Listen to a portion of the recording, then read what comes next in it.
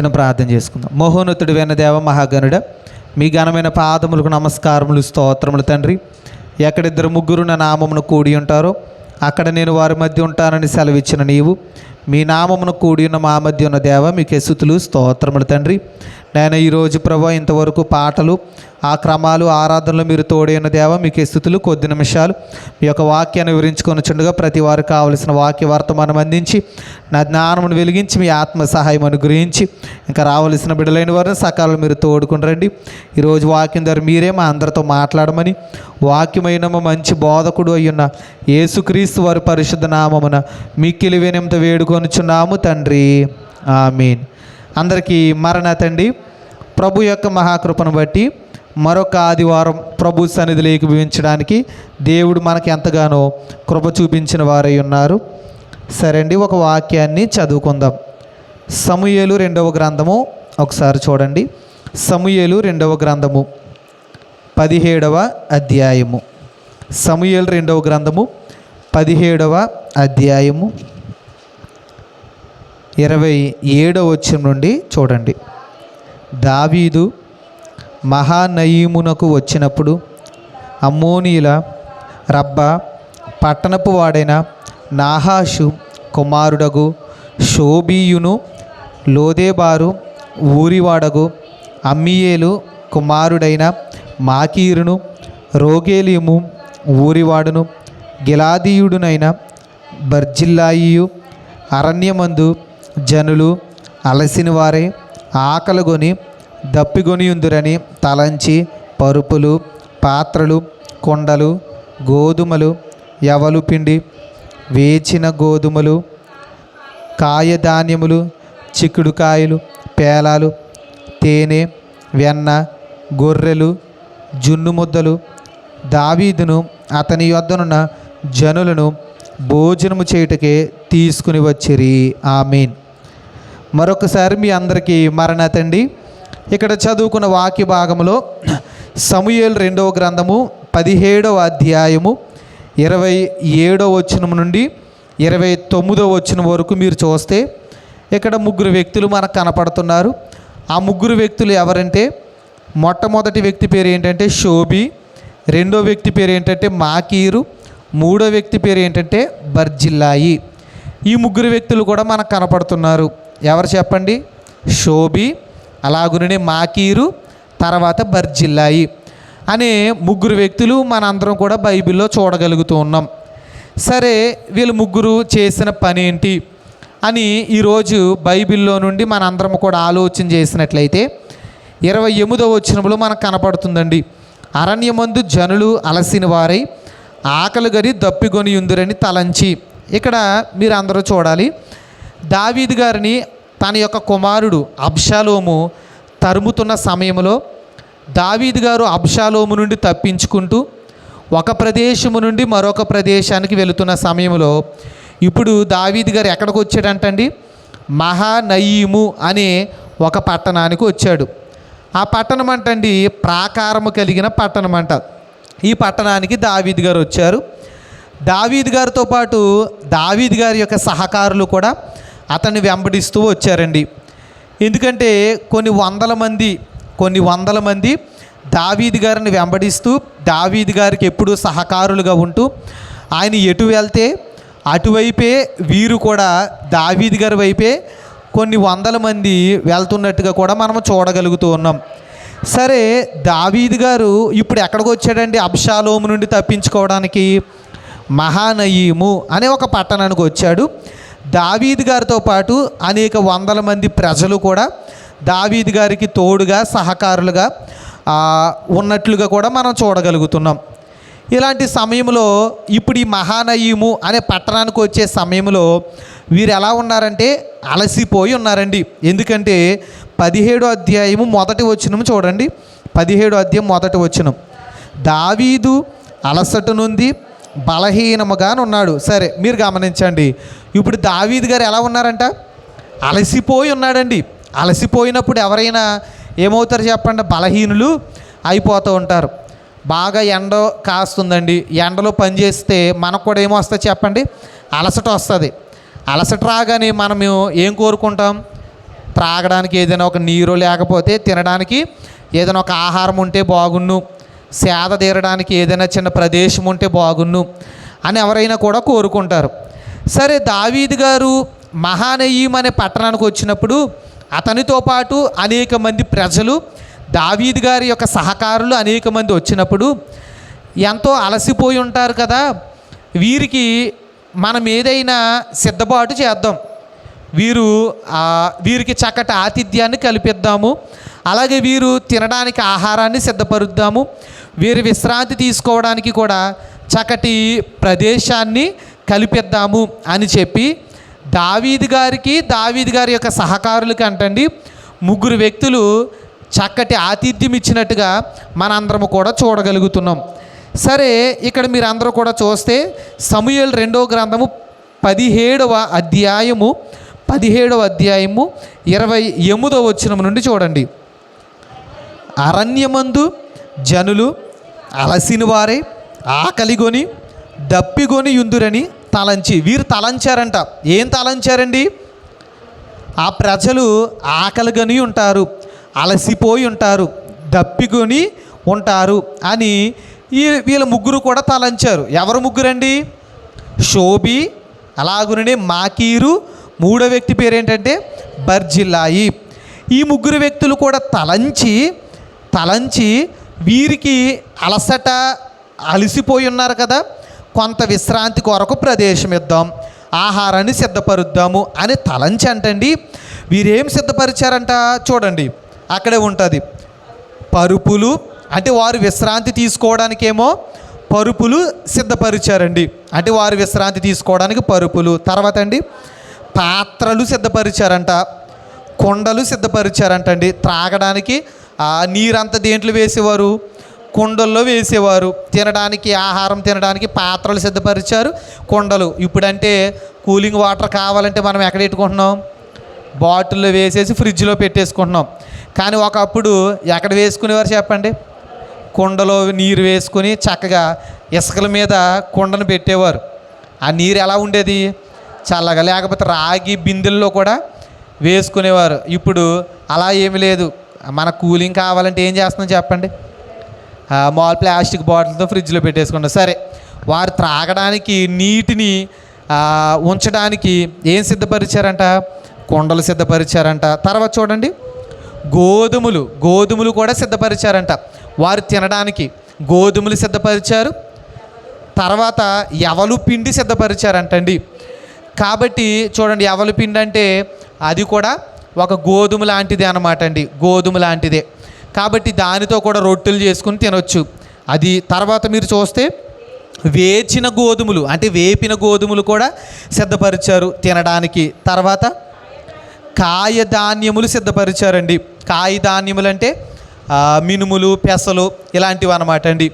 అవి కూడా వారు తినడానికి సిద్ధపరిచారు. తర్వాత చిక్కుడుకాయలు మీరు అందరూ ఎరిగిన వారే. పేలాలు ఎప్పుడైనా తిన్నారండి మీరు? చూసారు, చిన్నప్పుడు మంట వేసుకున్నప్పుడు గడ్డితో మంట వేసేవారండి. నేను చిన్నప్పుడు గడ్డితో మంట వేసినప్పుడు కొన్ని గడ్డలకు ఒడ్డులు ఉండేవి. అవి నిప్పుల్లో వేసినప్పటికీ అందులో నుండి ఏమొచ్చేవంటే పేలాలు వచ్చేవన్నమాట. అవి చాలామంది తినేవారు. సరే, ఇప్పుడు కూడా చాలామంది అమ్ముతూ ఉంటారు. చిన్నప్పుడు కూడా ఒక గ్లాసుడు బియ్యం వేస్తే ఇన్ని పేలాలు పెట్టేవారండి. కాబట్టి పేలాలు మీరు అందరూ ఎరిగిన వారే, అవి కూడా సిద్ధపరిచారంట. తర్వాత తేనె అంటే మీ అందరూ ఎరిగిన వారే. తర్వాత వెన్న, అది మీకు తెలుసు. తర్వాత గొర్రెలు కూడా సిద్ధపరిచారు. తర్వాత జున్ను ముద్దలు కూడా సిద్ధపరిచారంట. తెలుసు మీ అందరికీ. ఎంతమందికి సిద్ధపరిచారంట చూడండి, దావీదును అతని యొద్దనున్న జనులను భోజనము చేయుటకే తీసుకుని వచ్చారు. అసలు ఎన్ని రకాల ఐటమ్స్ తీసుకొచ్చారో చూడండి. ఒకరా ఇద్దరంటే కొన్ని వందల మంది తినడానికి అనేక రకాల ఆహార పదార్థాలు, అలాగునే వారు విశ్రాంతి తీసుకోవడానికి పరుపులు కూడా తీసుకుని వచ్చారు. అంటే వారు దావీదు గారి యొక్క విలువ వీరందరూ ఎరిగిన వారు. దావీదు గారు అంటే ఎవరండి? దేవుని యొక్క హృదయానుసారి. అలాగే దావీదు గారు మహా గొప్ప రాజు, చక్కగా ఇశ్రాయేల్ దేశాన్ని పరిపాలిస్తున్న రాజు. అంతటి మహా గొప్ప భక్తుడు రాజుగారు వీరు పట్టణానికి వచ్చినప్పుడు వీరు ఎలాంటి ఆతిథ్యాన్ని ఇచ్చారండి? చాలా గొప్ప ఆతిథ్యాన్ని వీరు ఇచ్చినట్టుగా మనందరం కూడా చూడగలుగుతున్నాం. ఎందుకంటే దావీదు గారి పట్ల వీరు ముగ్గురికి ఎంత ప్రేమ ఉందో చూడండి. అందుకే వీరు ముగ్గురు కలిసి దావీదు గారికి అతనితో పాటు ఉన్న వారందరికీ కూడా, అంటే పడుకోవడానికి కొంతమంది వందల మందికి పరుపులు ఎక్కడ సిద్ధపరచగలం? అనేక మందికి చూసారా, తాగడానికి నీరు, తినడానికి ఆహారం, అనేక పదార్థాలు సిద్ధపరిచారు. అంటే ఇప్పుడు మీరు గమనించండి, దావీదు గారు అలసిపోయి ఎక్కడికి వచ్చారు? మహానయీం అనే పట్టణానికి వచ్చారు. అలసిపోయి వచ్చినప్పుడు దేవుడు వీరి ముగ్గురి ద్వారా దావీదు గారి యొక్క అలసట తీర్చాడా లేదండి? ఆకలి కొని వచ్చాడు, ఆకలి తీర్చాడా లేదా? ఆకలి తీర్చాడు కదండి. ఇప్పుడు మీరు గమనించండి, ఈ రోజున మనం కూడా అనేక మార్లు అలసిపోయి ఉంటాం. అలసిపోయి ఉన్న వారిని, వారి యొక్క అలసట తీర్చేది ఎవరు చెప్పండి? ఆకలితో ఉన్నవారు ఆకలి తీర్చేది ఎవరు? దేవుడే. అందుకే దావీదు గారి పట్టణానికి వెళ్తున్నప్పటికే వారు ముగ్గురిని సిద్ధపరిచారు. అలాగే వారు ముగ్గురికి ఎటువంటి ఆలోచన వచ్చింది? ఆ యొక్క దావీదు గారిని, అతని సహకారుల్ని చూసుకోవాలని ఆలోచన ఎవరు రప్పించారు? ప్రభువే రప్పించారండి ఆలోచన. అందుకే ఈ రోజున మనం కూడా గమనించాలి, ఎక్కడికి వెళ్ళినా దేవుడు ఏదో ఒక రకంగా మనకేం పెడతారు చెప్పండి? ఆహారం పెడతారు, మన అలసట తీరుస్తారు, మన బాధలు తీరుస్తారు, అందుచే మన సహాయం చేస్తారు. కొన్ని ప్రదేశాలకు వెళ్ళినప్పుడు కొన్ని ప్రాంతాల్లో, లేకపోతే కొన్ని పనుల దగ్గర అయ్యి ఉండొచ్చు, లేకపోతే ఇంట్లో ఉన్న పరిస్థితులను బట్టి అయ్యి ఉండొచ్చు. కొన్నిసార్లు మనకు అనేక కొదువు వస్తూ ఉంటుందండి, లోటుపాట్లు వస్తూ ఉంటాయి. కానీ దేవుని మీద ఆధారపడినప్పుడు దేవుడు ఆయన బిడ్డలను విడిచిపెడతాడంటారా? విడిచిపెట్టడు. ఏదో ఒక రకంగా వారికి సమృద్ధిని అయితే ఇస్తాడు. సారిపతి విధవరాల్ని కరువు తీరే వరకు దేవుడు సమృద్ధినిచ్చి పెంచాడా లేదండి?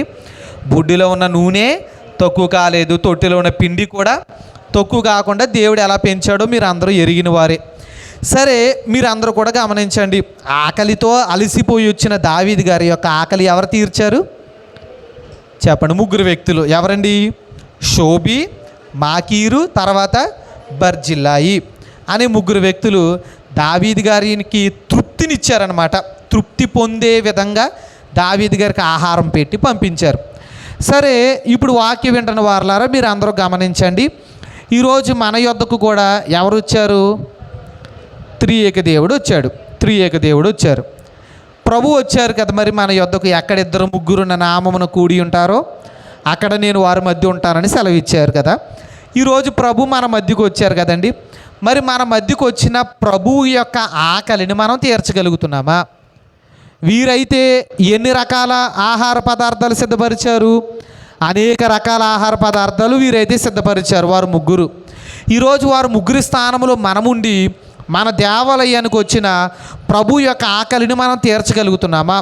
ఇక్కడికి దేవాలయానికి వచ్చిన ప్రభు ఆనందముతో తృప్తితోటే వెళ్తున్నాడా, లేకపోతే ఇంకా అలసటకు గురి చేస్తున్నామా అనేది మనందరూ కూడా ప్రశ్నించుకోవాలి. ఇప్పుడు దేవాలయంలో ఎవరున్నారండి? ప్రభు ఉన్నాడు. ప్రభు యొక్క ఆకలి తీర్చేవారిగా మనం ఉండాలి. ఆకలి తీర్చడం అంటే ప్రభువుకి తృప్తినివ్వడం, లేక ప్రభువుని ఆనందింపజేయడం.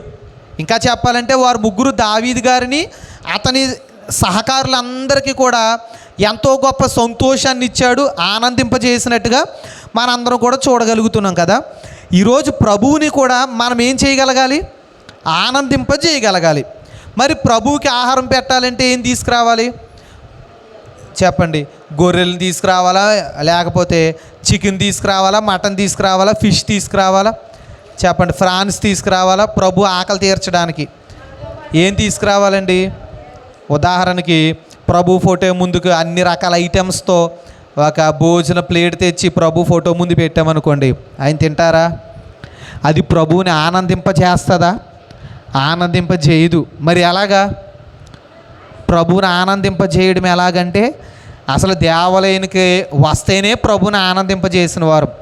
వచ్చిన మనము పాటలు పాడితే అదొక ఐటెం, ఒక రకమైన పదార్థం ప్రభువుకు పెట్టినట్టు. దేవుణ్ణి స్తుతించాము, ఆరాధించాము, ఇందాక ఎన్నో క్రమాలు జరిగించుకున్నాము, దేవుని ఎంతగానో స్తుతించాము, ఆరాధించాము, మరలా పాటలు పాడుకున్నాము, వాక్యం వింటున్నాం, తర్వాత ప్రార్థన చేసుకుంటాం, తర్వాత దేవుడు దీవెనిస్తారు. అంటే వీటన్నిటిలో కూడా మనం ఏకీభవించామంటే మనం దేవుణ్ణి ఏం చేసిన వారము? ఆనందింపజేసిన వారమే. చూసారా, వీరు ఎలాగైతే ఇన్ని పదార్థాలు పెట్టారో మనం కూడా ఏం పెట్టినట్టు చెప్పండి. చూసారా, అన్ని పదార్థాలు పెట్టాలి. ప్రారంభము నుండి ముగింపు వరకు ఎవరైతే ఉంటారో వారే అన్ని పదార్థాలు పెట్టిన వారు అవుతారు. చూడండి, ఎంత భోజనం తిన్నా చివరి ఏం కోరుకుంటారు? పెరుగు వేసుకుంటేనే కానీ తృప్తి ఉండదు కదా.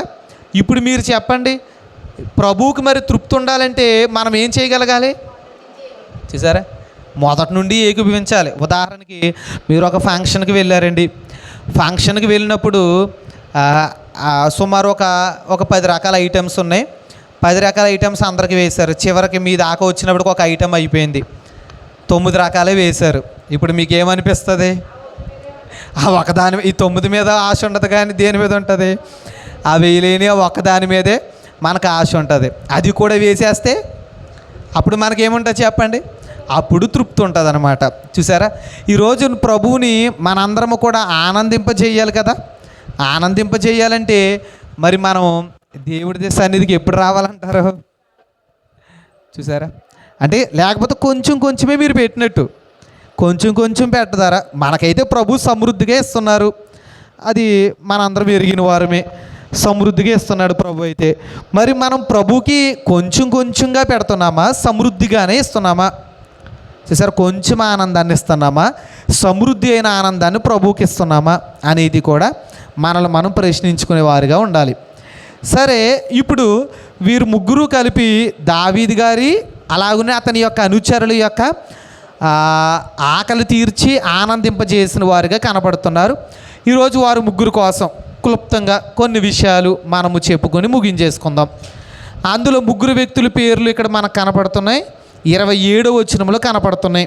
17వ అధ్యాయము 27వ వచనంలో, దావీదు మహానయీమునకు వచ్చినప్పుడు అమోనీయుల రబ్బా పట్టణపు వాడైన నాహాషు కుమారుడగు షోబి. మొట్టమొదటి వ్యక్తి పేరు ఏంటి చెప్పండి? దావీదు గారికి అతని అనుచరుల యొక్క ఆకలి తీర్చిన వ్యక్తుల్లో మొట్టమొదటి వ్యక్తి పేరు ఏంటంటే షోబి. ఈ షోబి అనబడిన వ్యక్తి కోసం బైబిల్లో ఇక్కడ తప్ప మరి ఎక్కడ కూడా కనపడదు. అయితే ఈ షోబి ఎవరి కుమారుడండి? చూడండి, ఇక్కడ ఏమనుంది? ఎవరి కుమారుడంట?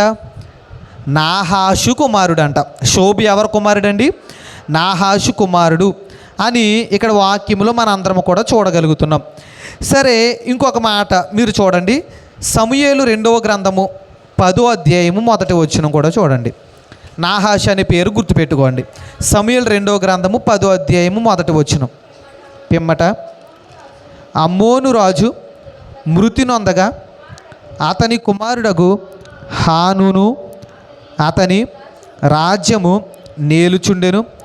దావీదు హానును తండ్రి అయిన నాహాషు నాకు చేసిన ఉపకారమునకు. సరే, ఇక్కడ ఇందాక మీరు చదివిన వాక్య భాగంలో మీరు అందరికీ స్పష్టంగా వింటే అర్థమైపోద్ది. ఏంటంటే, ఇందాక మీరు చదివిన వాక్య భాగంలో షోబి అనబడిన వ్యక్తి దగ్గర మీరు చూడగలిగారు ఏమనంటే, అమ్మోను పట్టణపు వాడైన నాహాషు కుమారుడైన, లేక అమ్మోను దేశపు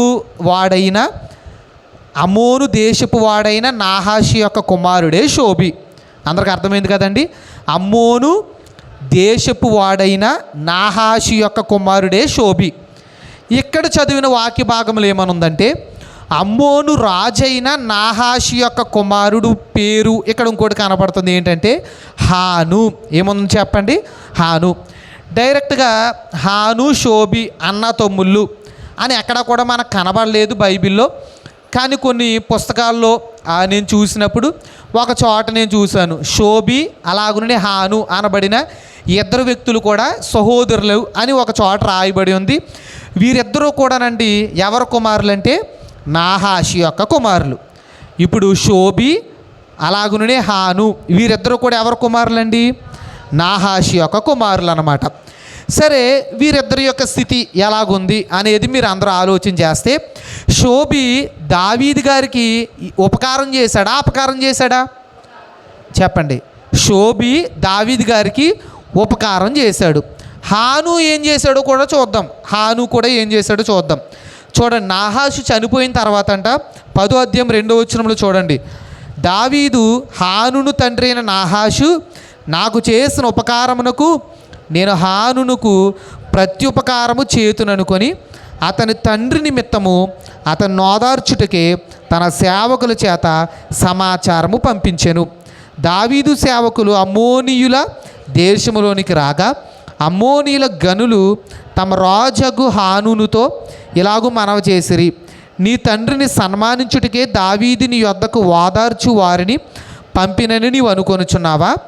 ఈ పట్టణమును నాశనము చేయవాలని దాన్ని శోధించుటకే వారిని అతడు వేగు నిమిత్తమే పంపించి ఉన్నాడని నీకు తోచలేదా? సరే, ఈ చరిత్ర అంతా నేను క్లుప్తంగా మీ అందరికీ వివరిస్తాను, వినండి.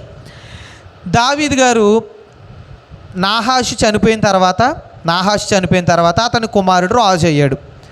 రాజు అయిన తర్వాత దావీదు గారు అనుకున్నారు, అంటే నాహాషు అనబడిన వ్యక్తి చరిత్ర కూడా ఏంటంటే మొదట దావీదు గారికి అపకారం చేసిన వ్యక్తే, కానీ తర్వాత మాత్రం దావీదుకి సహకారిగా ఉన్నాడు. సరే, నాకు ఎంతగానో సహకారం అందించాడు, నాకు ఎంతగానో ఉపకారం అందించాడు కదా ఈ నాహాషు. ఇప్పుడు చనిపోయాడు. అతని కొడుకుకి నేను ఏదైనా ఉపకారం చేయాలి, అతని కుమారుడికి నేను ఏదైనా ఉపకారం చేయాలి. దావీదు గారి మనసు ఏంటంటే అతడికి ఎవరైనా ఉపకారం చేస్తే వారికి ఖచ్చితంగా కృతజ్ఞత చూపిస్తాడండి. ఎవరిని కూడా మర్చిపోడు, చేసిన ఉపకారాన్ని మర్చిపోకుండా కృతజ్ఞత చూపించే మనసు దావీదు గారిది. సేమ్ దావీదు గారు ఏమనుకున్నారంటే, నాకు ఎంతగానో ఉపకారం చేశాడు కదా ఈ నాహాషు, కాబట్టి చనిపోయాడు, అతను లేకపోయినా అతని కొడుకు ఉన్నాడు కదా, అతని కొడుక్కి నేను ఏదైనా ఒక ఉపకారం చేయాలి అని ఆలోచన కలిగి ఆ కొడుకుని పిలిపించుకోవడానికి దావీదు గారు ఏం చేశారంటే అతని యొక్క సేవకుల్ని పంపించారు. ఎవరి దగ్గరికి అండి? నాహాషు కొడుకు దగ్గరికి. నాహాషు కొడుకు అంటే హాను దగ్గరికి ఎవరిని పంపించాడు?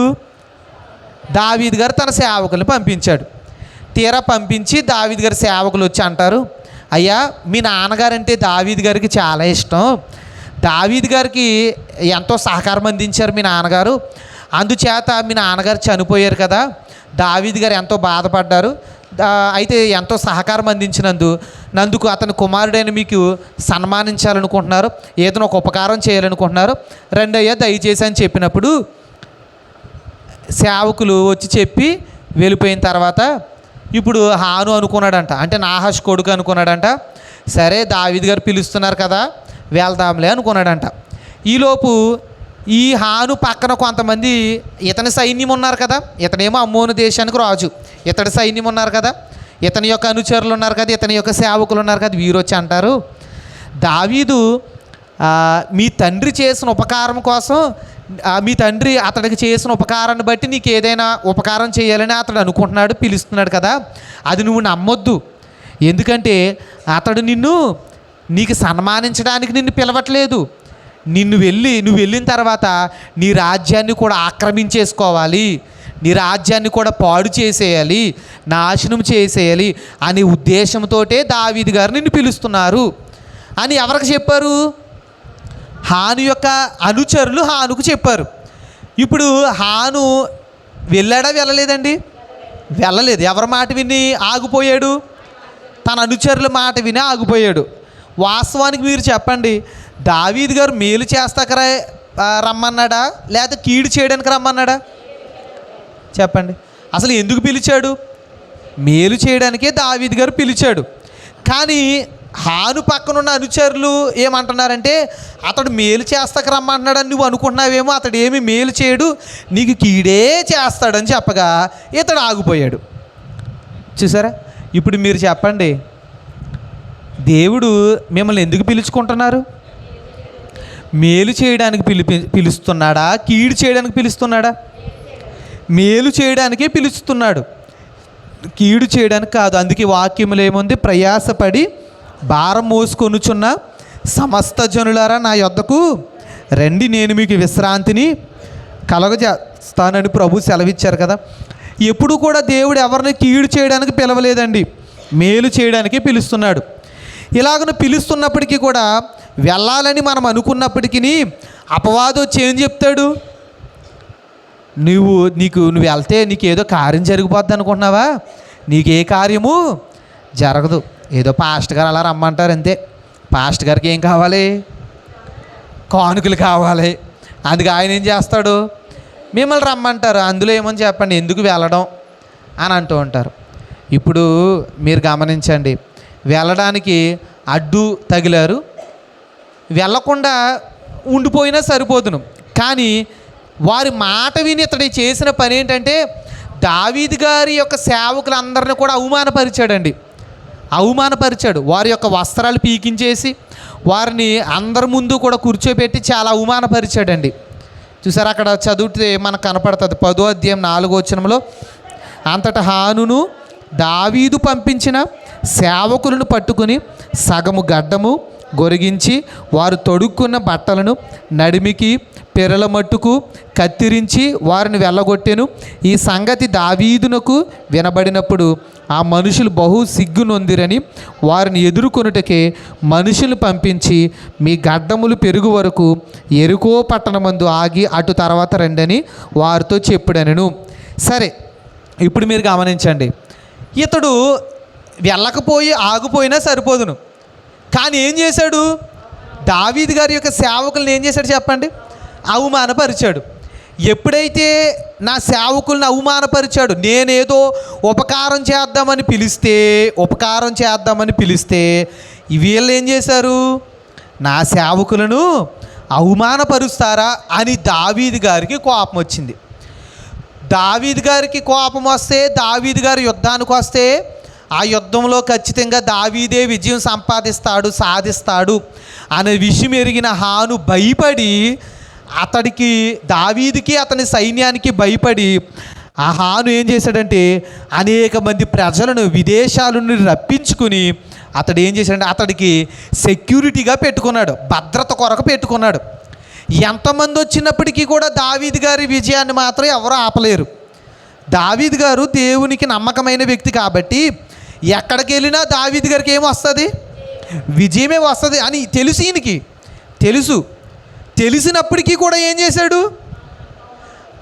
దావీదు గారికి సేవకులను అవమానపరిచాను అని భయమేసి ఇప్పుడు ఇతడు ఏం చేశాడంట చూడండి, మీకే తెలుస్తుంది. ఇక్కడ చదివితే చూడండి 6వ వచనం, దావీదు దృష్టికి మనం హేయపరుచుకుంటామని అమ్మోనీయులు గ్రహించి దూతలను పంపి బేత్రే హోబుతోను ఆరాము శోభాతోనూ చేరిన సిరియానుల నుండి 20,000 మంది కాల్బలమును, చూసారా ఎంతమంది కాల్బలం అంట?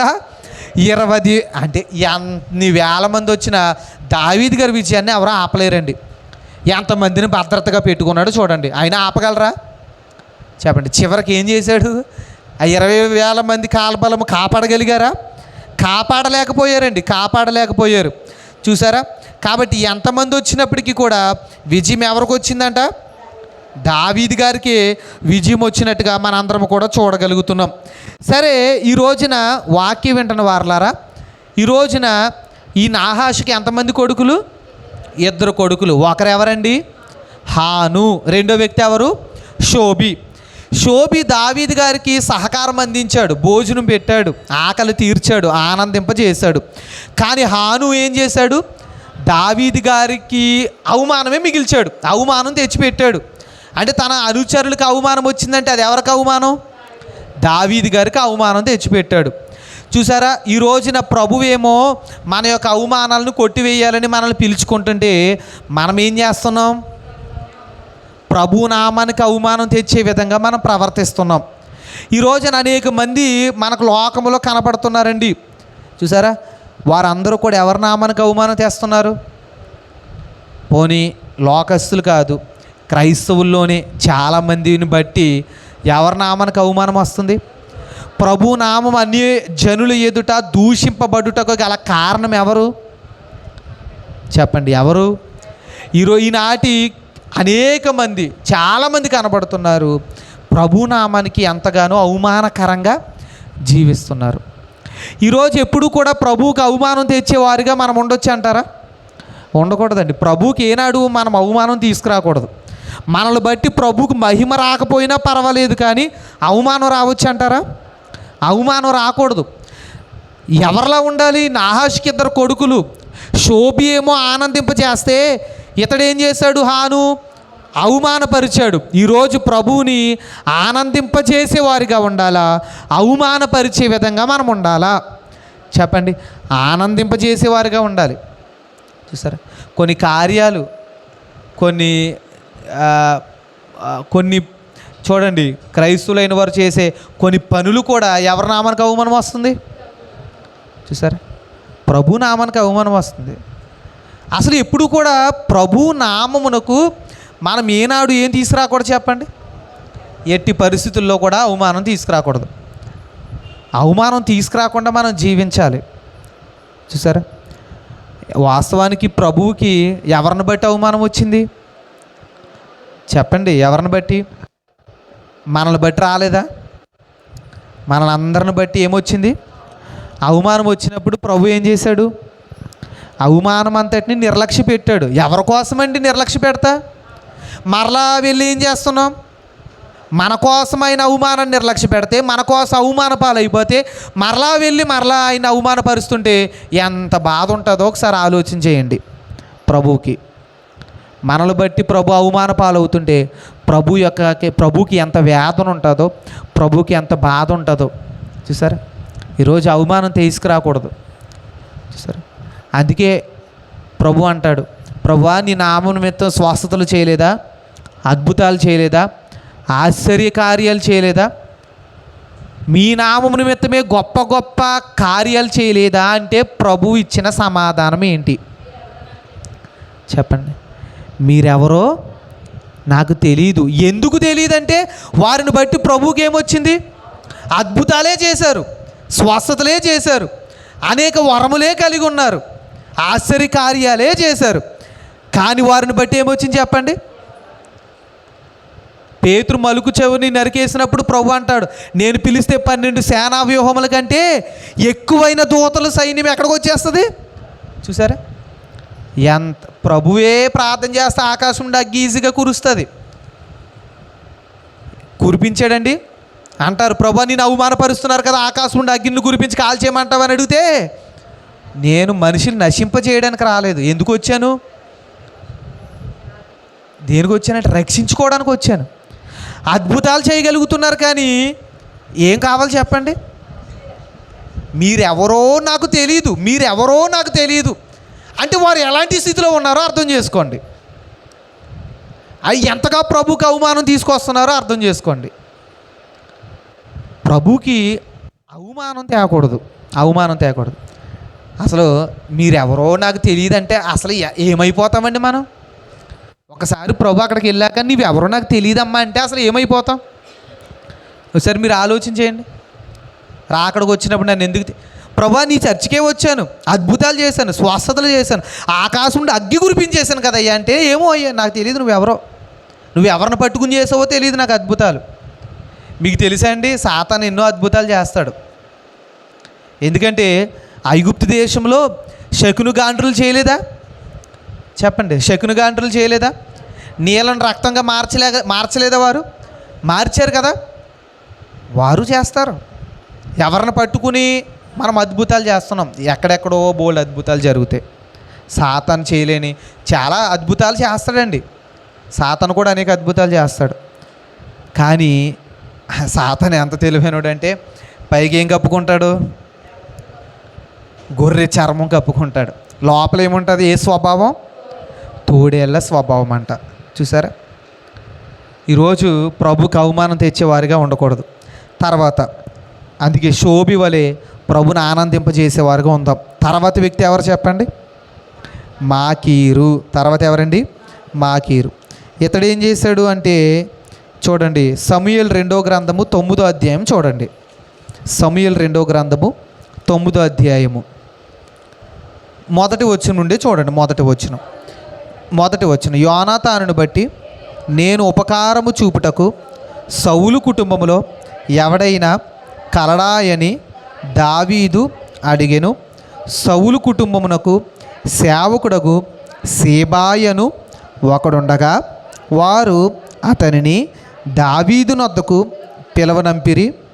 రాజు సేబావు నీవే కదా అని అడుగగా అతడు నీ దాసుడినైనా నేనే సేబాను అనెను. రాజు, యెహోవా నాకు దయ చూపినట్లుగా నేను ఉపకారము చేయుటకు సౌలు కుటుంబములో ఎవడైనా నొకడు శేషించి ఉన్నాడా అని అతని నడుగగా, సీబా యోనాతానుకు కుంటికాలు కల కుమారుడొకడున్నాడని రాజుతో మనవి చేసెను.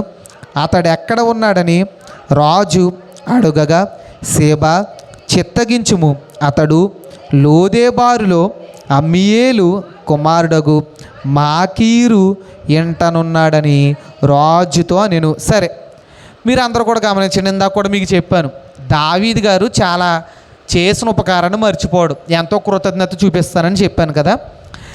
దావీదు గారికి ఒక స్నేహితుడు ఉన్నాడు. ఆ స్నేహితుడి పేరు ఏంటండి? యోనాతాను. ఎవరు చెప్పండి? యోనాతాను. అతడు ఎవరంటే సౌలు కుమారుడు. సరే, యోనాతాను చనిపోయిన తర్వాత దావీదు గారు యోనాతాను యొక్క కుమారుల్లో, అంటే యోనాతానుకి బిడ్డలు ఎవరైనా ఉంటే వారు నా దగ్గరకు తీసుకుని రమ్మని పంపారు. పంపినప్పుడు యోనాతానుకి ఒక కుమారుడు ఉన్నాడంట. అతడి పేరు ఏంటంటే చూడండి, ఇక్కడ కనబడుతుంది, మెఫీబోషేతు. అతడి పేరు ఏంటండి? మెఫీబోషేతు. సరే, యోనాతానుకు ఉన్న కుమారుడి పేరు ఏంటంటే మెఫీబోషేతు. సరే, ఇక్కడ మీరు అందరూ కూడా గమనించినట్లయితే అతడు ఎవరంటండి? కుంటివాడంట. అంటే అతడు కాళ్ళు సరిగ్గా అంటే ఎందుకంటే చూడండి, 4వ అధ్యాయం 4వ వచనం ఒకసారి చూడండి.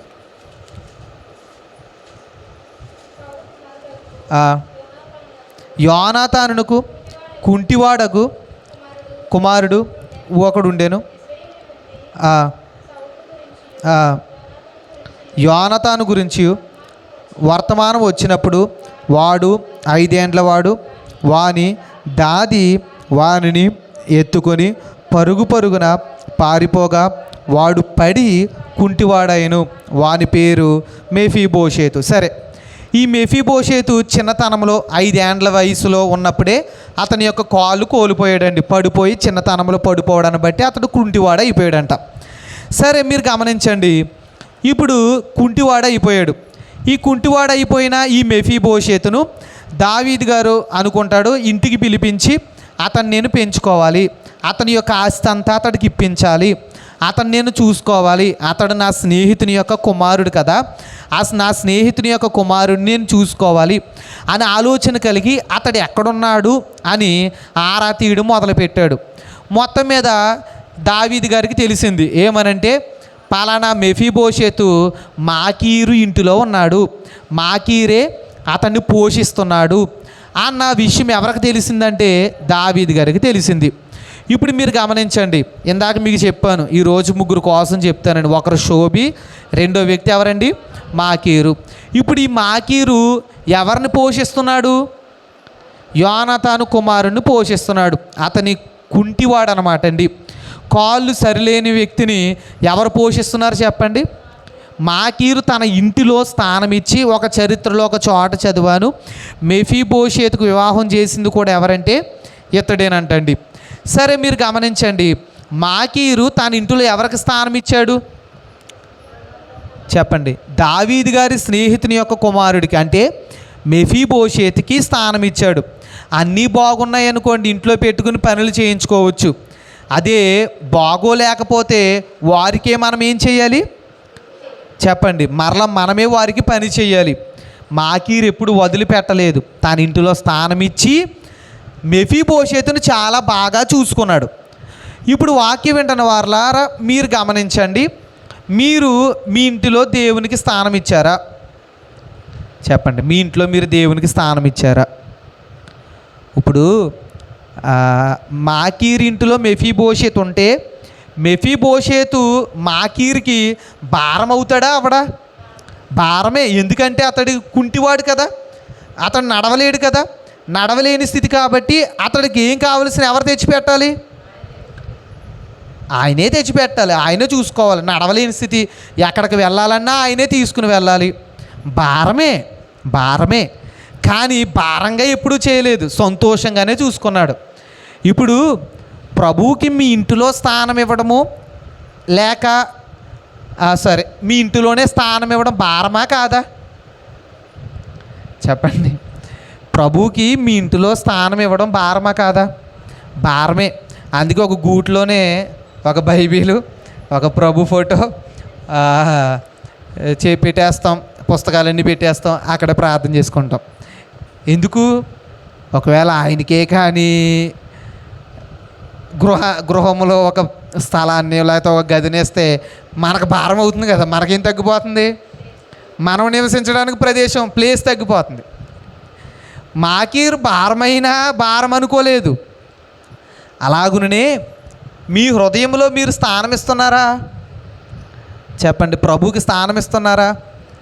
అందుకే ఆకాశ పక్షులకు గూళ్ళు ఉన్నాయంట, నక్కలకేమో బొరియలు ఉన్నాయంట, మనిషి కుమారుడు తలవోల్చుకున్నట్టుకు మాత్రం స్థలం లేదంట. చూసారా? ఎందుకు? ఆయన హృదయంలో ఉంటే మీకు భారం అవుతుందా? హృదయంలో కూడా కొంతమంది ఉంచుకోరు. ఎందుకు? ఆయన భారం అవుతున్నాడేమో అని మీకు ఏమైనా అనుకుంటున్నారా? చెప్పండి. ఆయన హృదయంలో ఉంటే మనకేమవుతుంది? ఒకవేళ ఏమైనా భారంగా ఉండొచ్చు. ఎందుకంటే ప్రభు హృదయంలో ఉంటే ఖచ్చితంగా, అందుకే ప్రభు అంటాడు కదా, తన సిలువను ఎత్తుకుని నన్ను వెంబడింపిన వాడు భారమే కదా, బరువే కదా, చాలా భారమే. ఎందుకంటే మీరు అందరూ కూడా ఎరిగిన వారే. ప్రభువును హృదయంలో పెట్టుకుంటే లోకంలో మిమ్మల్ని ఎలా చూస్తారు? చులకనగా చూస్తారు, గొప్పవారుగా చూస్తారా? చాలామంది అంటారు యేసు ప్రభు అంటే తక్కువ కులస్తుల దేవుడు, లేకపోతే యేసు ప్రభు అంటే బ్రిటిష్ వారి దేవుడు. అసలు ప్రభు ఎవరి దేవుడు? అందరికీ దేవుడు. యేసుక్రీస్తు అందరికీ ప్రభు అని ఉంది. సరే, మీరు గమనించండి, ప్రభు హృదయంలో ఉంటే భారంగా ఉంటుంది అనుకుంటాం. కానీ ఆ భారాన్ని మోసిన రోజునండి తర్వాత మనకి ఎంతో గొప్ప ప్రతిఫలము ఉంటుంది. నాకు భారం అయిపోతుంది కదని సిలువను ప్రభు పక్కన పెట్టలేదు కదా. అందుకే మనం కూడా ఏం పక్కన పెట్టకూడదు? హృదయంలో ఉన్న ప్రభువుని తీసి పక్కన పెట్టకూడదు. అందుకే ఈ కాలంలో మీరు గమనిస్తే హృదయం నిండా అంటే మనుషులు ఎక్కువగా ఉంటున్నారు, కానీ ప్రభు ఉండట్లేదు. ప్రభు కంటే ఎవరికి ఎక్కువ స్థానం ఇస్తున్నాం మనం? చెప్పండి. మీ కుమారులకి కుమార్తెలకి ఇస్తున్నారు, కానీ ఎవరికి ఇవ్వలేకపోతున్నాం మనం? ప్రభువుకి ఇవ్వలేకపోతున్నాం. అందుకే చూడండి, పేతురు గారు రాసిన మొదటి పత్రిక 3వ అధ్యాయము 15వ వచనం చూడండి. పేతురు గారు రాసిన మొదటి పత్రిక 3వ అధ్యాయము 15వ వచనం. నిర్మలమైన మనస్సాక్షిని కలిగిన వారే నిరీక్షణను గూర్చి సాత్వికముతోను భయముతోను సమాధానము చెప్పుటకు ఎల్లప్పుడూ సిద్ధముగా ఉండి మీ హృదయముల యందు క్రీస్తును ప్రభువుగా ప్రతిష్ఠించుడి. చూసారా? ఈ రోజున మీరు గమనిస్తే చూడండి, మీ హృదయముల యందు ఎవరు ఉండాలని ఉంది ఇక్కడ? క్రీస్తుని ప్రతిష్ఠించుడి, ప్రభువుగా ప్రతిష్ఠించుడు అని ఉంది. అంటే మీ హృదయంలో క్రీస్తే రాజు అవ్వాలన్నమాట. మీ హృదయంలో ప్రభువు ఎవరు అవ్వాలి? క్రీస్తే అవ్వాలి మీ హృదయంలో. అంటే ప్రభు అంటే రాజు అనుకోండి, ప్రభు అంటే ఉన్నత స్థితి కలిగిన వ్యక్తి. ఇప్పుడు ఆ ప్రభువు స్థానం ఎవరికి ఇవ్వాలి? లేక రాజు స్థానం ఎవరికి ఇవ్వాలి? రాజు స్థానం ఎవరికి ఇవ్వాలండి? మీ హృదయంలో క్రీస్తుకే ఇవ్వాలి. కానీ మీ హృదయంలో రాజు స్థానంలోనికి మరొకరు ఎవరైనా వచ్చి కూర్చుంటున్నారేమో, అది మీ కుమారులైనా కుమార్తెలైనా బంధువులైనా స్నేహితులైనా అది ఎవరైనా అయి ఉండొచ్చు. అది కాదు. మీ హృదయంలో రాజు ఎవరు చెప్పండి? ప్రభువే, యేసు ప్రభువే, క్రీస్తే. మీ హృదయంలో ప్రభువు క్రీస్తు అయి ఉండాలి, మీ హృదయంలో రాజు క్రీస్తు అయి ఉండాలి. అప్పుడు చూడండి 16వ వచనంలో, అప్పుడు మీరు దేని విషయమై దుర్మార్గులని దూషింపబడుదురో దాని విషయమై క్రీస్తునందున్న మీ సత్ప్రవర్తన మీద అపనింద వెయ్యువారు సిగ్గుపడుదురు. చూసారా? అంటే మీరు దేని విషయమై దుర్మార్గులని దూషింపబడ్డారో, అంటే కొంతమంది మన మీద ఏమేస్తారు చెప్పండి? లేనిపోని నిందలు వేస్తారు. కొంతమంది లేనిపోనివి చాడీలు చెప్తూ ఉంటారు. అంటే ఒకవేళ మనము మంచి ప్రవర్తన కలిగి ఉన్నప్పటికీ కూడా మనుషులైన వారు ఏం చేస్తారు చెప్పండి? అందుకే మనిషి మంచి చేసినా చెడు చేసినా అసలు ఏం చేయకున్నా ఏమైనా చేసినా కూడా ఎప్పుడు ఏమేస్తూ ఉంటారు? నిందలు వేస్తూనే ఉంటారు కదా. ఇప్పుడు ప్రభు అంటున్నాడు, మీ హృదయంలో రాజుగా క్రీస్తే ఉంటే, మీ హృదయంలో ప్రభువుగా క్రీస్తే ఉంటే, ఎవరైతే మీ సత్ప్రవర్తన మీద అపనింద వేస్తారో వారు సిగ్గుపడతారంటండి. అంటే ఎవరైతే మీ మీద నింద వేస్తారో వారు సిగ్గుపడతారంట. ఎందుకంటే వారి మాటలు ఒట్టి మాటలని దేవుడు రుజువు చేస్తాడు. వారి మాటలు లేక వారి యొక్క నిందలు అవన్నీ ఒట్టివి అని దేవుడు రుజువు చేస్తాడంట. అందుకు మన హృదయముల యందు ఎవరు ఉండాలండి? క్రీస్తు ఉండాలి. అలాగే ఎఫెసీయులకు రాసిన పత్రిక 3వ అధ్యాయము 16వ వచనం కూడా చూడండి. ఎఫెసీయులకు రాసిన పత్రిక 3వ అధ్యాయం 16వ వచనము. అంతరంగ పురుషుని యందు ఆత్మ వలన బలపరచబడినట్లుగా క్రీస్తు మీ హృదయములలో విశ్వాసము ద్వారా నివసించినట్లుగా, అంటే క్రీస్తు మీ హృదయములో నివసించాలి అని పౌలు గారు చెప్తున్నారు ఇక్కడ. అంటే మీ హృదయములో ఎవరు ఉండాలి చెప్పండి? క్రీస్తు నివసించాలి. ఎవరు నివసిస్తున్నారు అసలు మన హృదయములో చెప్పండి? మన హృదయములో అసలు ఎవరు నివసిస్తున్నారు? క్రీస్తు నివసిస్తున్నాడా? ఒకవేళ భారంగా ఉందని ఒకవేళ ఎవరైనా దించేస్తున్నారేమో. భారంగా ఉందని దించకూడదంటండి. మన హృదయములో నివసించవలసింది ఎవరు? మీ దేహమే దేవునికి ఆలయమై ఉన్నది. ఎవరైనా దేహాన్ని పాడు చేస్తే చూసారా, వాక్యం రాయబడి ఉంది కదా. అందుకే మన హృదయములో ఎవరి నివాస స్థానం? దేవునికి నివాస స్థానం. చూసారా, దేవునికి ఇవ్వవలసిన ఆ స్థానాన్ని మనం ఇచ్చేయాలండి. ఆ స్థానం మరొకరు, దేవుడు నివసించేది ఆ హృదయం. దేవుడికి స్థానం ఇద్దాం. తర్వాత 3వ వ్యక్తి పేరేంటి చెప్పండి? బర్జిల్లాయి. 3వ వ్యక్తి పేరేంటండి? ఈ పేర్లు కొంచెం కష్టంగా ఉన్నప్పటికీ కూడా ఈ పేర్లు పలకడం మనం అలవాటు చేసుకుందాం. బర్జిల్లాయి. ఇక ఈయన కోసం కూడా చూద్దాం. సమూయేలు 2వ గ్రంథము 19వ అధ్యాయం 31వ వచనం. సమూయేలు 2వ గ్రంథము 19వ అధ్యాయం 31వ వచనం. మరియు గిలాదీయుడగు బర్జిల్లాయి రోగేలీము నుండి యోర్దాను అద్దరికి వచ్చి రాజుతో కూడా నది దాటెను. బర్జిల్లాయి 80 సంవత్సరముల వయస్సు కలిగి బహు ముసలివాడై ఉండెను. అతడు అధిక ఐశ్వర్యవంతుడు. సరే, ఇప్పుడు మీరు గమనించండి, ఈ బర్జిల్లాయి అనబడిన వ్యక్తి అధిక ఐశ్వర్యవంతుడు అంటండి. అందుకే అతడు తన ఐశ్వర్యములో నుండి ఎవరికి పెట్టాడు చెప్పండి? దావీదు గారికి, అతని యొక్క అనుచరులందరికీ కూడా ఈ బర్జిల్లాయి పెట్టాడు. ఈ బర్జిల్లాయికి వాస్తవానికి చెప్పాలంటే ధనం మీద ఆశ లేదు. దేని మీద ఆశ లేదు చెప్పండి? ఐశ్వర్యము. ఎంతో ఐశ్వర్యవంతుడే, కానీ ఇంకా పెంచుకోవాలని చూడలేదు. కానీ దేవుడికి పెట్టాలి, దావీదు గారికి పెట్టాలని ఆలోచన కలిగి ఉన్నాడు. సరే, ఇతడి కోసం దావీదు గారు అంటారు ఏమనంటే, చూడండి, దావీదు గారి కోసం ఇందాక కూడా మీకు చెప్పాను, కృతజ్ఞత కలిగిన వ్యక్తి అని. మరలా ఇక్కడ కూడా కృతజ్ఞత కలిగిన వ్యక్తిగా మరలా కనబడుతున్నాడు. ఈ బర్జిల్లాయి దావీదు గారికి చేసిన సహకారాన్ని బట్టి దావీదు గారు ఈ బర్జిల్లాయికి వృద్ధాప్య వయసులోనికి వచ్చేసాడు. అంటే ముసలివాడు అయిపోయాడు. వృద్ధాప్యంలోనికి వచ్చేసిన తర్వాత దావీదు గారు అంటాడు బర్జిల్లాయితో, అయ్యా, నీవు నాతో పాటు నా దేశానికి వచ్చే, నేను రాజును కదా, రాజకోటలో ఉంది కానీ నేను తినే సకల ఆహార పదార్థాలు నువ్వు కూడా తింది కానీ రాజకోటలో నీ దగ్గర అనేక మంది పనివారు ఉంటారు, నీవు గొప్ప స్థితిలో ఉంటావయ్యా, దయచేసి నాతో పాటు వచ్చేయి అని. ఎందుకంటే ఇందాక చెప్పిన దావీదు గారు చేసిన ఉపకారాన్ని మర్చిపోడండి, కృతజ్ఞత చూపుతాడు. అలాగూ కృతజ్ఞత చూపి బర్జిల్లాయిని ఎక్కడికి పిలుచుకుంటాడు? తన యొద్దకు పిలుచుకుంటాడు. నా యొద్దకు వచ్చేయ్యా, నేను నిన్ను పెంచుతాను, నేను నిన్ను చూసుకుంటాను, నేను నిన్ను పోషిస్తాను అని చెప్పినప్పుడు వాస్తవానికి ఎవరైనా అయితే ఏం చేస్తారు చెప్పండి? ఇప్పుడు ఒక ముఖ్యమంత్రి గారు మన దగ్గరకు వచ్చి ఒక నెల రోజులు మా ఇంట్లో ఉంది కానంటే మనం ఏం చేస్తాం చెప్పండి? ఏం చేస్తాం? వెళ్తామా లేదా? వెళ్తాం. మనందరం కూడా ఇష్టపడతాం ముఖ్యమంత్రి గారి ఇంటికి వెళ్ళాలంటే. లేక ప్రధానమంత్రి గారు రమ్మన్నారు, లేకపోతే రాష్ట్రపతి భవన్కి రమ్మన్నారండి, సకల వారు తినే ఆహార పదార్థాలు పెడతాం, అన్నీ మీకు ఉంటాయని చెప్తే ఏం చేస్తాం చెప్పండి? మీలో ఎవరు వస్తారంటే నేను వస్తానని అందరూ చెప్తారు. ఈ రోజున బర్జిల్లాయి అంటాడు, అయ్యా, నేను నీ రాజకోటకు వస్తాను, కానీ నా వయసు నేను కొద్ది దినాల్లో చనిపోతానయ్యా. నాకు ఎందుకంటే ఈ భూలోకం శాశ్వతం కాదు కదా, పరలోకమే శాశ్వతం కదా. నేను వచ్చినా మాత్రం ఎంతని తినగలను, ఎంతని అక్కడ వాటన్నిటిని కూడా ఆస్వాదించగలను. అవేమి నాకేమి, వాటి మీద నాకు ఏమి కోరికలు లేవు. రాజకోటలో ఉండాలని ఆశ నాకు లేదు. నాకున్నది ఒకటే ఆశ, ఏంటంటే చూడండి 37వ వచనంలో ఉంటుంది. 37వ వచనంలో, నేను నా ఊరి యందుండి మరణమై నా తల్లిదండ్రుల సమాధి యందు పాతి పెట్టబడుటకై అచ్చటికి తిరిగిపోవుటకు. చూసారా, నాకున్న ఆశ ఏం కాదయ్యా, నువ్వు రాజకోటకు రమ్మంటున్నావు, రాజకోటకు రావాలని, రాజవిందు తినాలని, రాజభవనములో ఉన్న సుఖభోగాలు అనుభవించాలని నాకు ఆశ లేదు. నాకున్న ఆశ ఏంటంటే నేను నా తండ్రి సమాధి పక్కనే నా సమాధి కూడా ఉండాలి. నేను నా ఊరిలోనే నా తండ్రి దగ్గరే నేను ఉండాలి. నా తండ్రి సమాధి పక్కనే నా సమాధి ఉండాలి. అదే నా కోరిక.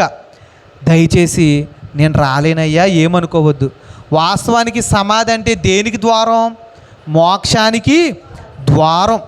అంటే ఇతడి యొక్క ఉద్దేశం, ఇతడి యొక్క ఆశ, ఇతడి యొక్క ఆసక్తి అంతా దేని మీద ఉంది చెప్పండి? దేని మీద ఉంది? మోక్ష ద్వారం మీదే ఉంది, కానీ లోకములో ఉన్న సుఖభోగాల మీద ఉందా?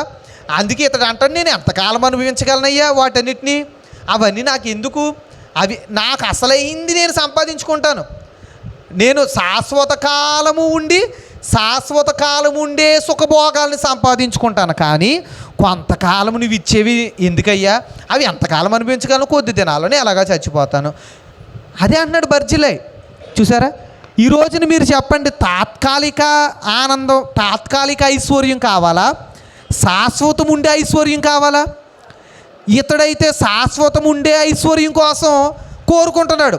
అందుకే ఏం కోరుకున్నాడు? నా సమాధి నా తండ్రి సమాధి పక్కన ఉండాలి, నేను మోక్షం కొరకు సిద్ధపడుతున్నాను.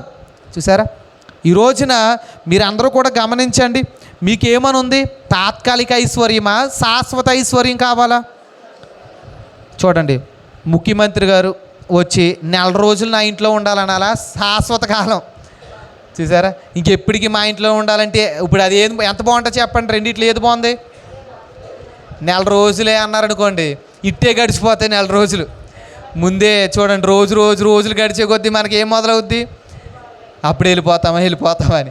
అదే ఉదాహరణకండి, మనం గుంటూరు సభలకు వెళ్తాం, బైబిల్ మిషన్ మహోత్సవాలకు వెళ్తున్నప్పటికీ ఆ రోజులు గడిచేటప్పటికి ఏమవుతుంది చెప్పండి? అప్పుడే అయిపోయిందా అనే బాధ. అప్పుడే అయిపోయిందా, ఒక రోజు గడిచిన వెంటనే ఇంకా 2 రోజులే ఉందా, అయ్యో ఇంకో రోజు అంటే బాగుంది అనిపిస్తుంది. 2 రోజులు అయిపోగానే 3వ రోజు, అయ్యో ఇంకో రోజు అంటే బాగుంది. చూసారా, ఈ రోజున మనం అనుకుంటూ ఉంటాం, ఇంకా బోల్డ్ రోజులు ఎడితే బాగుంది కదా, చాలా రోజులు ఉంటే బాగుంది కదా అనిపిస్తుందా లేదండి? మన సంఘములు అందరం చూస్తూ ఉంటాం, సభలు అయిపోగానే అందరి ముఖాల్లో వెళ్ళి ముందు ఎంత ఆనందంతో వెళ్తారో, వచ్చినప్పుడు ముఖాలు అప్పుడే వెళ్ళిపోవాలా అనే విచారం, ఇంకా ఉంటే బాగుంది కదా. ఈ రోజున మీరు గమనించండి, ఈ లోక ఐశ్వర్యము ఎలాంటివి చెప్పండి? కొంతకాలమే. శాశ్వత కాలం ఉండే ఐశ్వర్యం మనకు కావాలి. అందుకే చూడండి, కొరింథీయులకు రాసిన 2వ పత్రిక 5వ అధ్యాయం 1వ వచనం చూడండి. కొరింథీయులకు రాసిన 2వ పత్రిక 5:1. భూమి మీద ఈ గుడారమైన, చూసారా, భూమి మీద మన గుడారమైన ఈ నివాసము శిథిలమైపోయినను చేతి పని కాక దేవుని చేత కట్టబడినదియు నిత్యమైనదియునైన నివాసము పరలోకమందు మనకున్నదని. చూసారా, ఈ భూమి మీద మన యొక్క నివాసం ఏమవుద్ది అంటండి? ఎప్పటికైనా శిథిలమైపోద్ది అంటండి. భూమి మీద ఎప్పటికైనా మనం కట్టుకున్న నివాసం శిథిలమైపోద్ది, కానీ చేతి పని కాక దేవుని చేత కట్టబడినదయ్యును అలాగే నిత్యమైనదియునైన నివాసం మాత్రం ఎక్కడుందంట మనకు? అది నిత్యము ఉంటుందంట. అది ఎవరు కట్టారు? దేవుడే కట్టారు. దేవుడు కట్టిన ఇల్లు కావాలా, మనుషులు కట్టిన ఇల్లు కావాలండి? చూసారా, ఎవరు కట్టిన ఇల్లు కావాలి? ఎందుకంటే ఈ భూలోకంలో మన ఇల్లు కొంతకాలానికి శిథిలమైపోతుంది, శాశ్వతం ఉండదు, తాత్కాలికమే. ఎన్ని కోట్ల రూపాయలు ఖర్చు పెట్టి మన గృహాన్ని కట్టుకున్నప్పటికీ కూడా అది ఎంతకాలం చెప్పండి? అది ఎంతకాలం? కొద్ది కాలమే ఉంటుంది, కొంతకాలమే ఉంటుందండి, కొంతకాలమే. కానీ ప్రభువు చేతులతో కట్టే ఇల్లు ఎంతకాలం ఉంటుంది?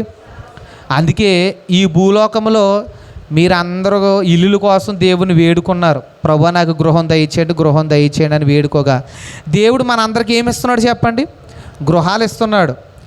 అయితే మరి ఇక్కడ కోరుకుంటున్న మనం పరలోకములో మనకి ఇల్లు ఉందో లేదో ఎప్పుడైనా మీరు దేవుణ్ణి అడిగారా?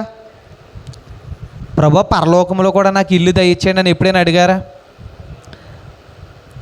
మీకు ఎలాంటి ఇల్లు ఉందండి అని మొన్న మన సంఘంలో ఒక ఆవిడని అడిగితే ఆమె అంటుంది, నాకు ఒక భవనం చూపించారండి దేవుడు, నేను దేవుడిని అడిగాను. ఇంకో ఆమె నాకు ఒక గుడిసె ఉందండి, దేవుడిని నేను అడిగాను. చూసారా? అంటే ఇక్కడ ఏమనుంది, మన గుడారం ఏమో ఈ భూమి మీద నివాసము ఏమవుతుంది చెప్పండి, శిథిలమైపోయిన దేవుని చేత కట్టబడినదియు నిత్యమైనదియునైన నివాసం మాత్రం మనకి ఎక్కడుందంట, నిత్యము ఉంటుందంట. నిత్యము ఉంటుందంట. అది పరలోకమందు నిత్యము. చూసారా? నిత్యము ఉండే గృహం కావాలా, కొంతకాలం ఉండే గృహం కావాలా? చూసారా? ఈ రోజున నిత్యం ఉండేది ప్రభువు ఇస్తాడు.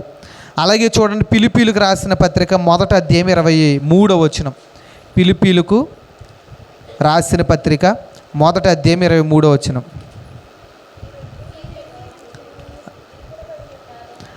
ఈ రెంటి మధ్యను ఇరుకునబడి ఉన్నాను, నేను వెడలిపోయి క్రీస్తుతో కూడా నుండవలనని నాకు ఆశ ఉన్నది, అది నాకు మరి మేలు. చూసారా?